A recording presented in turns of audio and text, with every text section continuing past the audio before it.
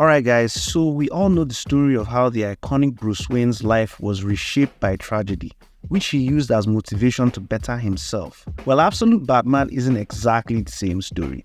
So the story begins in Gotham City, where as usual crime is at an all-time high, and the city is being overrun by a very brutal gang known as the Party Animals. Alfred is seen riding through the city and he says, "My name is Alfred Pennyworth and I'm here to do some very bad things," which basically tells us that he's a mercenary and he's been hired to hunt down a specific target. And he makes his way to a safe house where he tries to contact his daughter who lives in the city, as they haven't spoken in many years. It is then revealed that he's going after the leader of the brutal gang known as the Party Animals. And as he's about to leave the safe house, his bike gets stolen and he says he hates this city, which I thought was very funny. So we move on to Croc's gym, which is clearly owned by Waylon Jones, aka Killer Croc, where we see who I think might be Dick Grayson working the heavy bag, but he gives way for Bruce Wayne to work the heavy bag as he throws his fist at it while memories of the horrific events at the petting zoo flash before his eyes.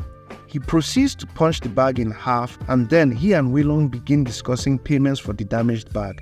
Waylon shows off his pet crocodile and snake to Bruce, saying he got it from Ozzy, who I believe is the Penguin, and Bruce tells him that he's going to get busted any day now.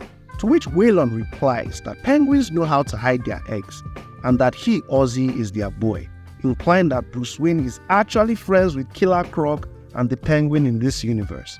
Waylon goes on to tell Bruce how he barely hangs out with him and the crew anymore, and he was even asking Bruce to come to the town hall meeting so that they can discuss the issue of the Party Animals, all to which Bruce declines, and I wonder why. Anyway, Bruce walks out as Waylon tells him it's their city and they have to do something about it. We move on to what appears to be a yacht with some bogus-looking individuals in weird black helmets. It seems the guy in the helmet is the leader of the Party Animals, and he's discussing with two members of Gotham's crime families. They're basically trying to tell this bogus-looking individual in the helmet that Gotham has rules. You can't just come in guns blazing, killing people left and right. Anyways, they basically tell him to take his freak show and leave Gotham.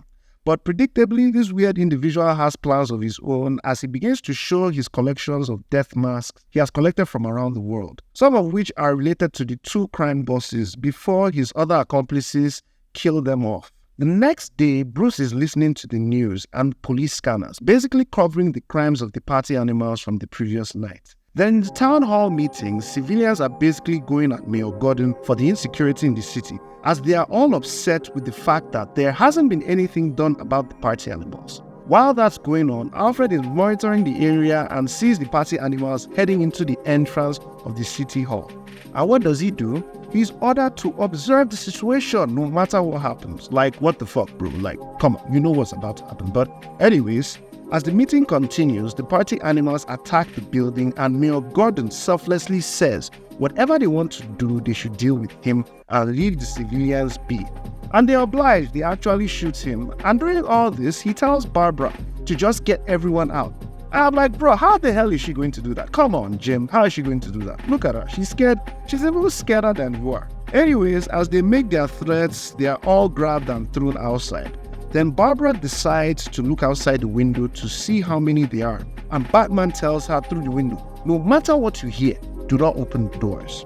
And while Alfred's little freaky ass is watching, he is told that if Batman interrupts intel gathering, he can engage, and he's like, I bet.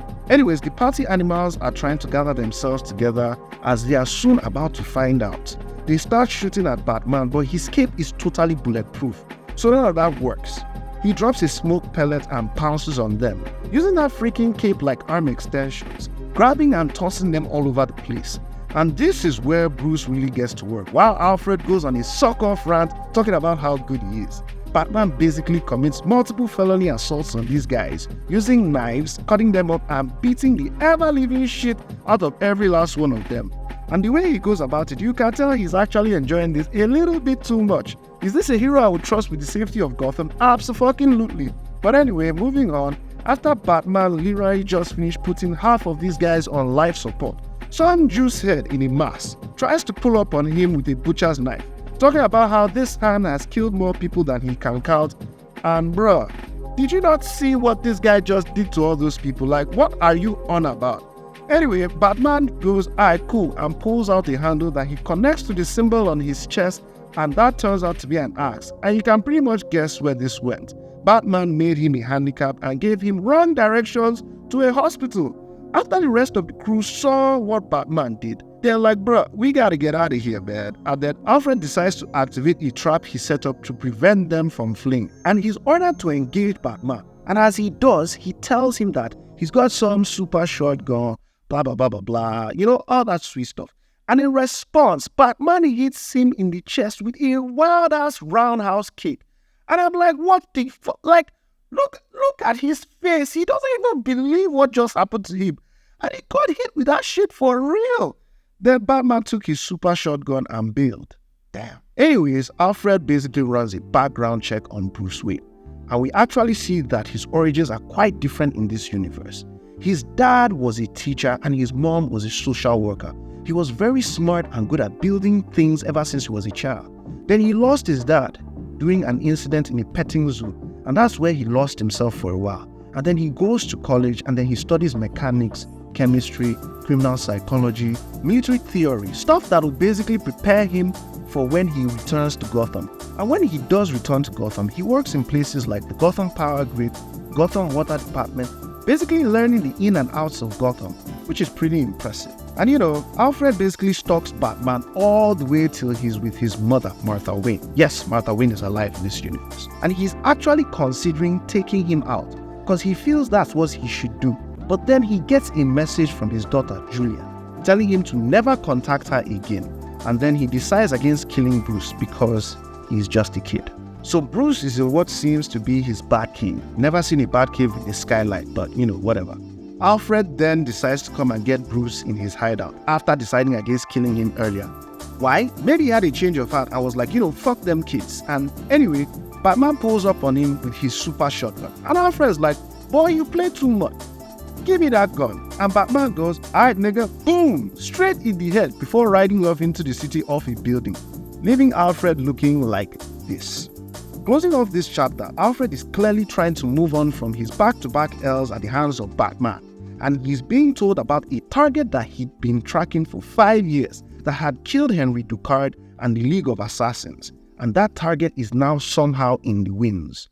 Then somewhere in Manila, some guys are going to pick up a client who is seemingly rich, and one of them is making jokes, and the other guy says he shouldn't do that, that dude doesn't laugh, doesn't smile, and that's why he's called the Joker.